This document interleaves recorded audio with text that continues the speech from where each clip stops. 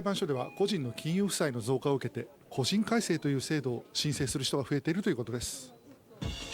ここは破産などを申請する窓口。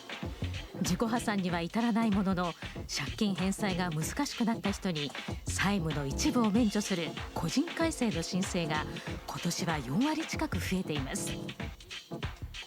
背景にあるのは経済成長率以上のペースで増える個人の借金です。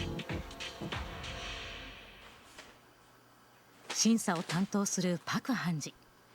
最近は医師や弁護士など所得の多い人も申請しているといいます。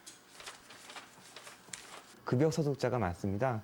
그래서 그런 개인회생 절차를 신청하는 원인을 보면은 생계비가 부족하다든지 주택 구입 자금에서 차용을 하다 보니까 이자가 늘어났다든지 담보가 있는 채권의 경우에는 10억 이하, 그리고 담보가 없는 일반 채권의 경우에는 5억 이하입니다. 多額の負債で家を手放したという人を訪ねました。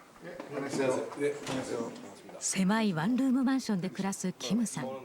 自宅マンションは去年借金が返せず競売にかけられました。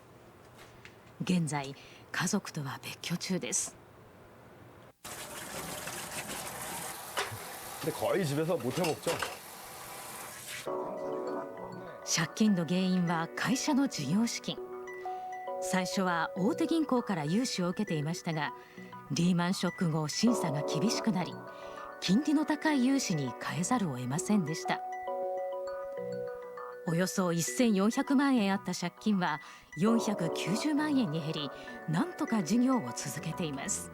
생활비 어느 정도 줄 수 있으니까. 근데 그걸 바라고 사업을 하는 사람은 없지 않습니까? 밥만 먹고 살려고. 네, 보통 정도라고 보시면 될 것 같아요.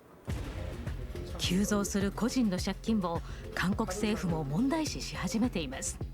この夏、金融業界に貸し出しの審査を厳しくすることなどを要請。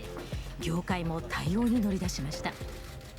올 하반기부터는 어떤 그 카드사나 여신금융사의 어떤 그 대출 자산을 일정 비율 이상 증가하는 것을 억제하는 그런 정책을 도입을 했습니다. 一方でこの状況をビジネスチャンスにしようとしている人もいます。ハン・ユギルさんです。ソウル市内の不動産業者を訪ねるハンさん。競売の入札代行や落札した物件の転売などを手掛けています。 임대를 다 채운다는 가정에서는 한 몇 개월 정도 걸릴까요? 그 기간은 한 3개월에서 4개월 정도면 가능할 것 같습니다. この日調査したのは今月下旬競売にかけられる築30年以上のレンガ造りのビルです。立地が良く収益が上がると見込んでいます。 물건을 좀 가공을 해서 내년 리모델링이랄지 인테리어를 해서 새롭게 어떤 그런 가치를 올리는 거죠. 최소한 최저가 2억 5천 기준으로 해서 약 한 3억 정도, 3억 정도 이상 정도는 가될 것 같습니다. 最近は投資用の物件からマンションなど居住用の物件に依頼が増え始めています。新たな需要で売り上げも伸びているといいます。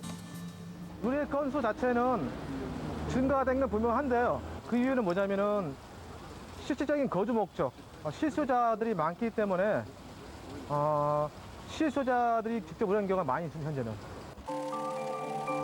経済成長の恩恵が届かない個人や中小企業。韓国は成長のあり方を見直そうとしています。